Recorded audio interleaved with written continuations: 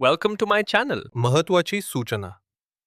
या व्हिडिओमधील सर्व माहिती केवळ शैक्षणिक उद्देशानं दिलेली आहे. ही कोणत्याही प्रकारची गुंतवणूक सल्ला नाही. गुंतवणूक करण्यापूर्वी कृपया स्वतःचा अभ्यास करा किंवा आपल्या आर्थिक सल्लागाराचा सल्ला घ्या. या व्हिडिओतील माहितीवर आधारित घेतलेल्या कोणत्याही निर्णयासाठी आम्ही जबाबदार राहणार नाही. धन्यवाद. 90% जेव्हा एखाद्या मोठ्या बहुराष्ट्रीय कंपनीचा प्रतिशेअर नफा अवघ्या एका वर्षात जवळपास दुप्पट होतो ना, तेव्हा तो फक्त नशिबाचा भाग नसतो. नक्कीच नाही. विशेषतः जेव्हा ती कंपनी कमॉडिटीज आणि मायनिंग सारख्या अत्यंत गुंतागुंतीच्या आणि भांडवल केंद्रित क्षेत्रात काम करत असते. बरोबर. अर्थकारणाचा अभ्यास असलेल्या कोणालाही हे माहीत आहे की अशा प्रकारची वाढ ही केवळ बाजारातील तेजीमुळे येत नाही, तर त्यामागे काहीतरी मोठी घडामोड सुरू असते. ऑपरेटिंग लेव्हलवर काहीतरी मोठे बदल झालेले असतात. अगदी तेच.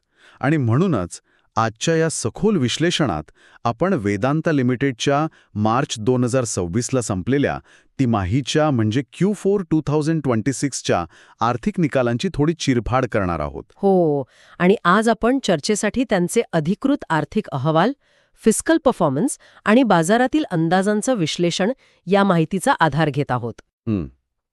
आणि आपलं उद्दिष्ट अगदी स्पष्ट आहे. या भल्या मोठ्या आकड्यांच्या झंझाळात न अडकता या प्रचंड नफ्यामागचं खरं कारण शोधायचं. हा नफा खऱ्या व्यावसायिक प्रगतीचा पुरावा आहे की फक्त जागतिक बाजारातील अनुकूल परिस्थितीचा परिणाम, हे आपल्याला आज उलगडायचंय. तसं पाहिलं तर हे आकडे फक्त कागदावरचे आकडे नाहीयेत. ते एका मोठ्या जागतिक आर्थिक चक्राची कथा सांगतात. म्हणजे वरवर पाहता हा एखाद्या कमॉडिटी सुपर सायकलचा परिणाम वाटू शकतो, पण या निकालांचे बारकाईने विश्लेषण केले तर त्यात मॅक्रो इकॉनॉमिक परिस्थिती आणि कंपनीच्या अंतर्गत धोरणांचा एक अतिशय रंजक मिलाप पाहायला मिळतो. तर आपण थेट त्या आकड्यांपासूनच सुरुवात करूया. बघा, एकूण महसूल म्हणजे सेल्स 24,609 कोटी रुपये इतका नोंदवला गेलाय. बापरे, म्हणजे मागील वर्षाच्या तुलनेत ही जवळपास 47% घसघशीत वाढ आहे. अगदी बरोबर. अगदी मागील तिमाहीचा म्हणजे Q3चा विचार केला तरी महसूल 21,337 कोटी रुपये होता. पण खरा धक्कादायक आकडा ऑपरेटिंग प्रॉफिट म्हणजे EBITमध्ये दिसतो.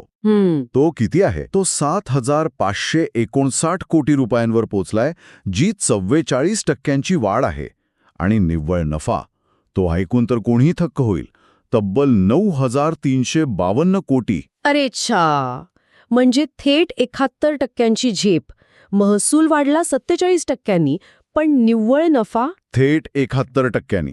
आणि याचा एकत्रित परिणाम म्हणून प्रतिशेअर मिळकत म्हणजे EPS 8.91 रुपयांवरून थेट 17.13 रुपयांवर गेला आहे. म्हणजे चक्क 92% वाढ. हे खरंच खूप मोठं आहे. हो ना. आणि इथेच माझ्या मनात एक रंजक प्रश्न येतोय. समजा एका बेकरीत गेल्या वर्षीपेक्षा 47% जास्त केक विकले गेले, पण त्यांचा नफा मात्र थेट 71% वाढला आणि मालकाची स्वतःची कमाई चक्क दुप्पट म्हणजे 92% वाढली. हे कसं शक्य आहे? हा खूप छान प्रश्न आहे आणि कमोडिटी क्षेत्रात काम करणाऱ्या कंपनीसाठी हे समजून घेणं अत्यंत महत्त्वाचं आहे. यालाच अर्थशास्त्रात ऑपरेटिंग लिव्हरेजची ताकद म्हणतात. नेमकं कसं काम करते इथे? कसं आहे, वेदांतासारख्या जड भांडवली उद्योगांमध्ये एक विशिष्ट थ्रेशोल्ड असतो. जेव्हा कंपनी धातू किंवा तेलाचं उत्पादन करते तेव्हा त्यांचा स्थिर खर्च म्हणजे फिक्स्ड कॉस्ट प्रचंड असतो. अच्छा, म्हणजे मोठे प्लांट्स चालवणे किंवा खाणींची देखभाल, अवजड यंत्रसामग्रीचा खर्च, हे सगळं आलंच. पण एकदा का कंपनीने एका विशिष्ट क्षमतेच्या पुढे उत्पादन करायला सुरुवात केली की प्रत्येक अतिरिक्त टनासाठी येणारा मार्जिनल कॉस्ट वेगाने कमी होऊ लागतो. महसुलात झालेली 47% वाढ ही त्या ब्रेक इव्हनच्या खूप पुढची वाढ आहे. म्हणजे तो फिक्स्ड कॉस्ट आधीच वसूल झालेला असतो आणि त्यामुळे येणारा अतिरिक्त पैसा थेट निव्वळ नफ्यात परावर्तित होतो. बरोबर? अगदी बरोबर. आणि महत्वाचं म्हणजे ही एका तिमाहीची म्हणजे QOQ सलग प्रगती आहे. कोणतीही वन टाइम लॉटरी नाहीये. हे एखाद्या मालगाडीच्या इंजिनासारखं आहे असं म्हणता येईल का? म्हणजे मालगाडीला शून्यावरून ताशी 100 किलोमीटरच्या वेगावर आणण्यासाठी प्रचंड ऊर्जा आणि इंधन खर्च होतं. हां, तो एक मोठा फिक्स्ड कॉस्ट झाला. हो, पण एकदा का ती गाडी 100च्या वेगाने धावू लागली की त्या इंजिनाला आणखी 2-4 डबे जोडले तरी इंधनाचा खर्च अचानक दुप्पट होत नाही. बरोबर. पण त्या अतिरिक्त डब्यांमधून मिळणारा फ्रेट रेव्हन्यू मात्र थेट कंपनीच्या नफ्यात जमा होतो. अतिशय चपखल उदाहरण दिलंत. आणि वेदांताच्या बाबतीत हीच मालगाडी सध्या पूर्ण क्षमतेने धावत आहे. त्यांनी सातत्याने आपली उत्पादन क्षमता उच्च पातळीवर ठेवली आहे. पण इथे मला थोडं थांबून एक प्रतिवाद करावासा वाटतो. बोला ना. आपण या सर्व ऑपरेटिंग लिव्हरेज आणि क्षमतेचा वापराचं श्रेय कंपनीच्या व्यवस्थापनाला देत आहोत. पण आपण जागतिक परिस्थितीकडे दुर्लक्ष करून कसं चालेल? म्हणजे तुम्हाला कमोडिटीच्या किमतींबद्दल म्हणायचे? नक्कीच. मार्च 2026ची तिमाही म्हणजे अशी वेळ जेव्हा जागतिक बाजारात धातूंचे किंवा तेलाचे भाव एका विशिष्ट उंचीवर होते. स्रोतांमध्येही स्पष्टपणे नमूद केले की कमॉडिटीचे चढे भाव हे या यशामागील एक मोठं कारण आहे. हो, हे तर आहेच. मग जर बाजाराने तुम्हाला टेलविंड दिला असेल तर कोणीही नफा कमवेल ना? यात कंपनीचे खरंच किती कर्तृत्व आहे? जर उद्या लंडन मेटल एक्सचेंजवर म्हणजे LMEवर भाव पडले तर हे सगळे आकडे कोसळतील. हां, तुमचा मुद्दा अत्यंत कळीचा आहे आणि कमोडिटी विश्लेषणाचा तो गाभा आहे. बाजारातील अनुकूल परिस्थितीचा फायदा त्यांना मिळाला आहे हे नाकारता येणार नाही. व्यवस्थापनाने स्वतः त्यांच्या माहितीत बेटर रिअलायझेशनचा उल्लेख केलाच आहे. हो, म्हणजे बाजारात त्यांना त्यांच्या उत्पादनांची चांगली किंमत मिळाली. पण, आणि हा एक मोठा पण आहे, फक्त बाजारात किमती वाढल्या म्हणून कंपनीचा नफा आपोआप 71% वाढत नाही. असं का? किमती वाढल्या तर नफा वाढायलाच हवा ना? नाही.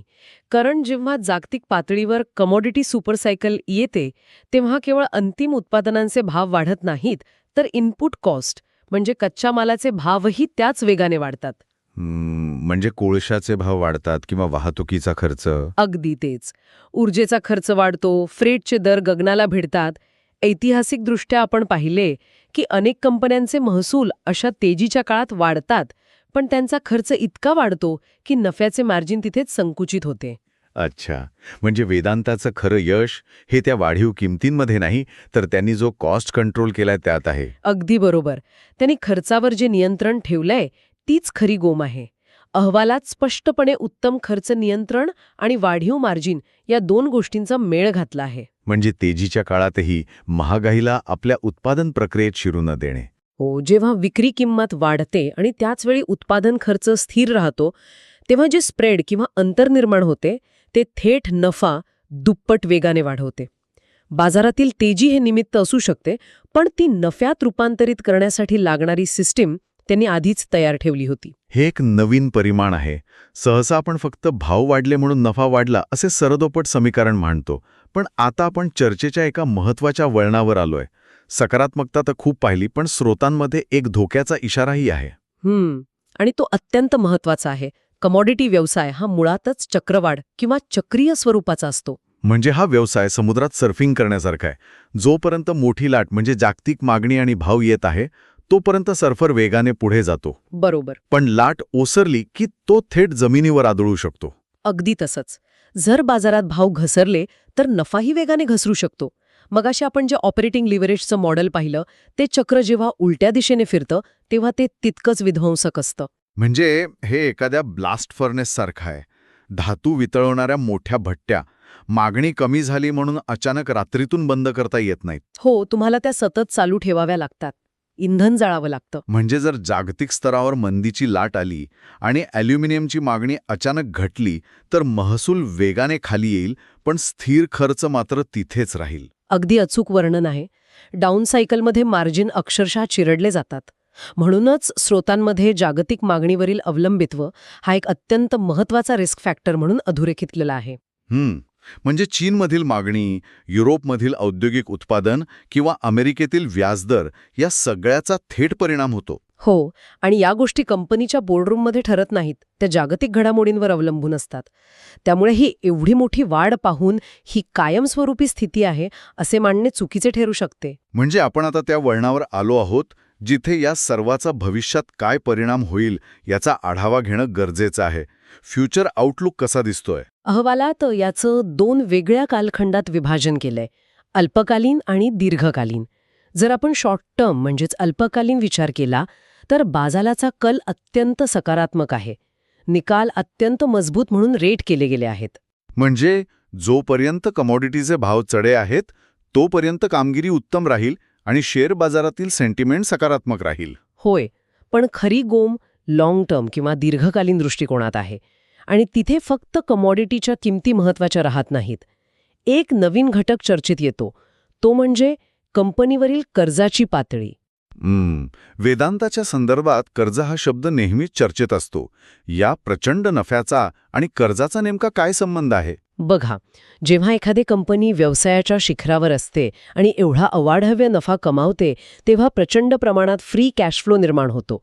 पण या पैशाचे ते काय करतात हे पुढचं भविष्य ठरवतं. यालाच कॅपिटल ॲलोकेशन म्हणतात, बरोबर? अगदी बरोबर. अनेक कंपन्यांनी तेजीच्या काळात एक भयंकर चूक केली आहे. त्यांनी तो पैसा महागड्या दरात नवीन कंपन्या विकत घेण्यात किंवा अनावश्यक प्रकल्पांमध्ये गुंतवला आहे. आणि जेव्हा चक्र खाली येतं तेव्हा त्यांच्याकडे कर्जाचे हफ्ते फेडायलाही पैसे नसतात. हो, म्हणूनच दीर्घकालीन विकासासाठी कर्जाची पातळी हा संवेदनशील मुद्दा आहे. हा अफाट पैसा जर त्यांनी डिलेव्हरेजिंगसाठी म्हणजे कर्ज कमी करण्यासाठी वापरला तर ते मंदीच्या लाटेचा सामना करण्यासाठी एक मजबूत ढाल तयार करतील. म्हणजे एका सामान्य अभ्यासकाने यातून काय घ्यायचंय?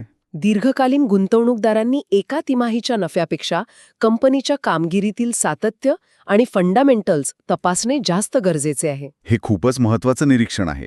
तर आजच्या या चर्चेचा थोडक्यात घोषवारा काढायचा तर चित्र स्पष्ट आहे. वेदांताने महसूल, नफा आणि EPS मध्ये जबरदस्त वाढ नोंदवली आहे, ज्याला जागतिक किमती आणि उत्कृष्ट खर्च नियंत्रणाची साथ लाभली आहे. अल्पावधीसाठी चित्र खूप आशादायी आहे, पण दीर्घकालीन स्थिरता ही पूर्णपणे कंपनीच्या कॅपिटल अलोकेशनवर अवलंबून असेल. होय. आणि जाता जाता ऐकणाऱ्यांसाठी एक नवा आणि विचार करायला लावणारा प्रश्न. आज आपण पाहिलं की कमोडिटी मार्केटमध्ये तेजी असताना नफा कमवणे तुलनेने सोपे असते, कारण बाजाराचा प्रवाहच तुम्हाला पुढे ढकलत असतो. नक्कीच. पण जेव्हा हे चक्र उलट्या दिशेने फिरेल 2-3 वर्षांनी, तेव्हा आज कमवलेला हा अफाट नफा आणि रोख ही कंपनी कशा प्रकारे वापरेल? हा पैसा कर्जे फेडण्यासाठी वापरला जाईल की नवीन जोखमीच्या प्रकल्पांमध्ये गुंतवला जाईल? हाच खरा कळीचा मुद्दा आहे. खऱ्या व्यवस्थापनाची कसोटी तेजीच्या काळात नाही, तर मंदीची तयारी करण्याच्या त्यांच्या क्षमतेत असते. यावर नक्की विचार करा. आजच्या या सखोल विश्लेषणाची इथेच सांगता करूया. पुन्हा भेटूया अशाच एका नव्या आणि रंजक विषयासोबत. व्हिडिओ आवडला असेल तर लाईक करा आणि अशाच युजफुल व्हिडिओसाठी चॅनलला सबस्क्राईब करायला विसरू नका.